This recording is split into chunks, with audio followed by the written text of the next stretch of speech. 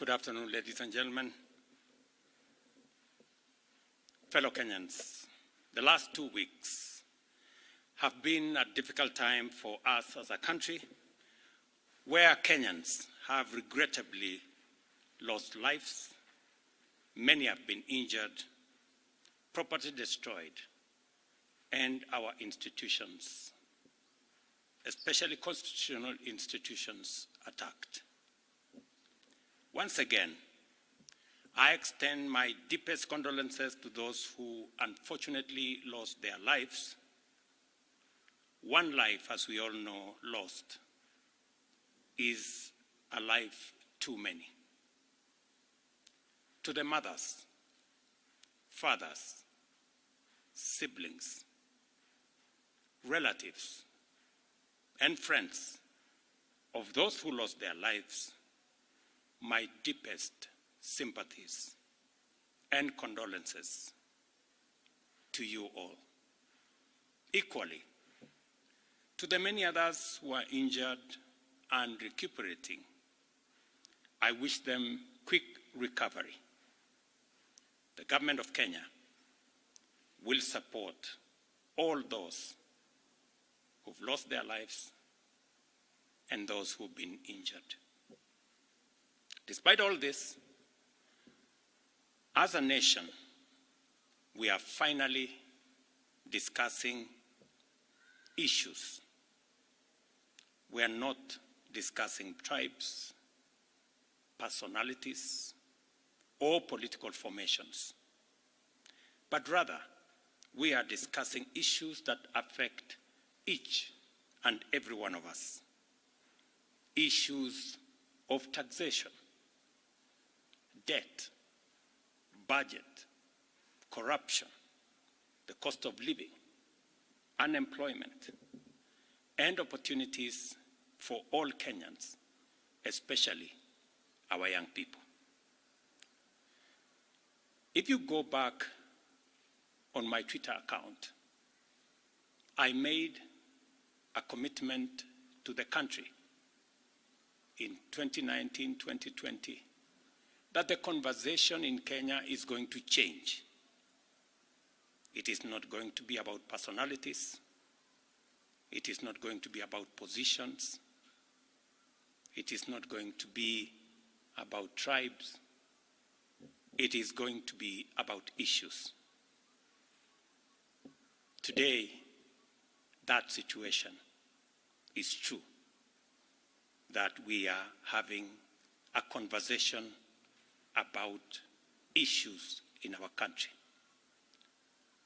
We must all be proud of ourselves that we have managed to elevate the debate in our country to the level of issues that affect all of us.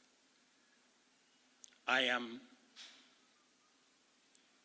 very happy that we are having a conversation about jobs for our young people, about opportunities for business, about manufacturing, about taxation, about debt, and all the other things that are important to all of us. I make this statement to highlight the actions taken in response to the overwhelming public feedback in the recent days, and to fulfill my commitment to continuously and effectively listen to the people of Kenya, and to underscore my intention to always take public contributions in good faith, applying them to enrich policy making, governance, and government programs. Public debt is and continues to be a major point of engagement and conversation in Kenya.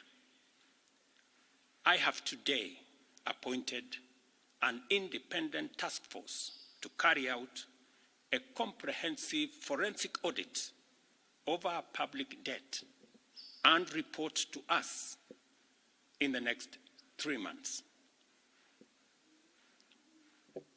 This audit will provide the people of Kenya with clarity on the extent and nature of our debt, how public resources have been expended, and will also recommend proposals for managing our public debt in a manner that is sustainable and does not burden future generations.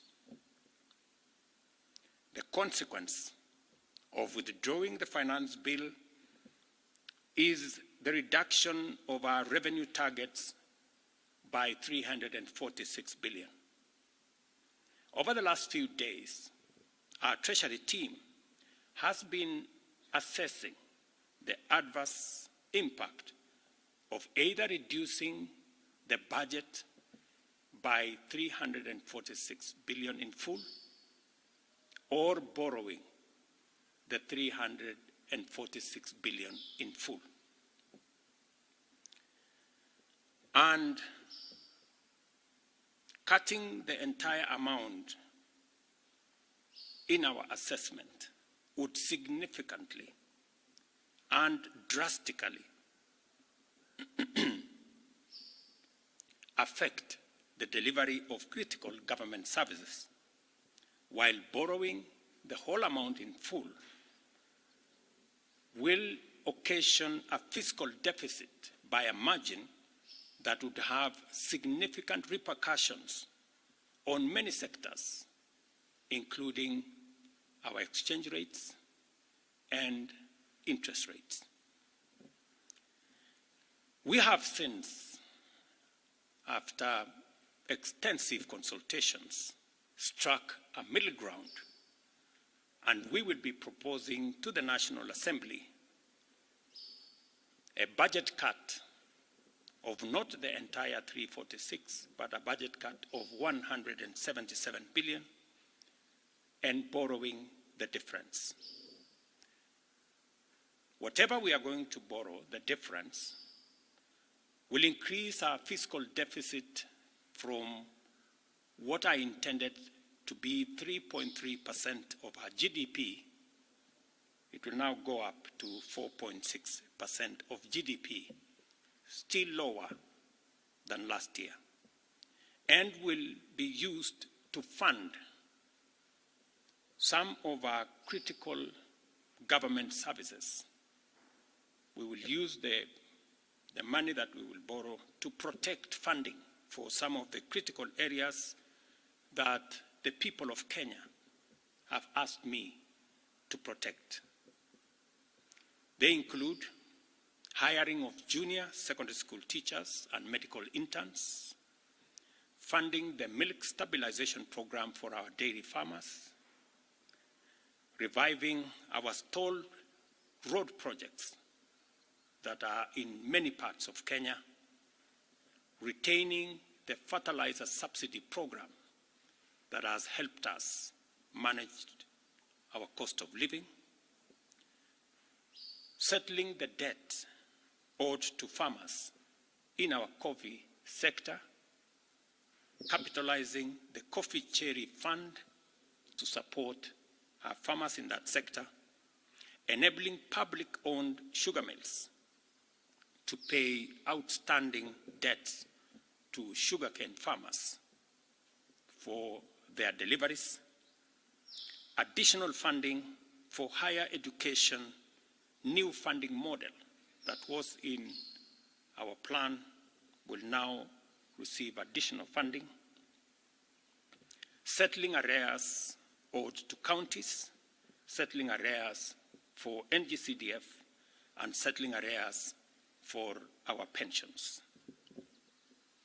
Accordingly, in keeping with the enhanced austerity measures we have committed to implement and align government expenditures within the budgetary implications of the withdrawal of the Finance Bill 2024, the following actions shall be taken with immediate effect towards the realization of the new budget. 47 state corporations with overlapping and duplicating functions will be dissolved, resulting in the elimination of their operational and maintenance costs, and their functions will be integrated into the respective line ministries. Staff currently employed by the affected corporations will be transferred to ministries and other state agencies within government. The decision to fill the position of Chief Administrative Secretaries is hereby suspended. The number of advisors in government shall be reduced by 50% within the public service with immediate effect. Budget lines providing for the operations of the Office of the First Lady, the spouse of the Deputy President, and the Prime Cabinet Secretary will be removed. Similarly, the budget provisions for confidential budgets in various executive offices, including my own office, have been removed, and the budget for renovations across government reduced by 50%. Henceforth, public servants who attain the retirement age of 60 shall be required to immediately proceed on retirement with no extensions to their tenure of service whatsoever. The purchase of new motor vehicles by the government is suspended for 12 months, except for security agencies, while a new policy on transport for public officers will be developed. All non-essential travel by state and public officers is hereby suspended. No state officer or public servant shall participate in public contributions or harambees going forward. The Attorney General is hereby directed to prepare and submit legislation to this effect and develop a mechanism for structured and transparent contributions for public, charitable, and philanthropic purposes. These measures will be followed by changes in government that I will be making shortly. We are determined to carry out this and other interventions to improve the quality, efficiency, and transparency in serving the people of Kenya and ensure that citizens receive maximum value for their resources from a public sector that prioritizes their welfare. I believe these changes will set out our country on a trajectory towards economic transformation, enabling us to achieve the strategic objectives of the bottom-up economic transformation agenda and deliver our commitment to radically enhance opportunities for all Kenyans and transform our country. Thank you very much. God bless you, and God bless our great country, Kenya.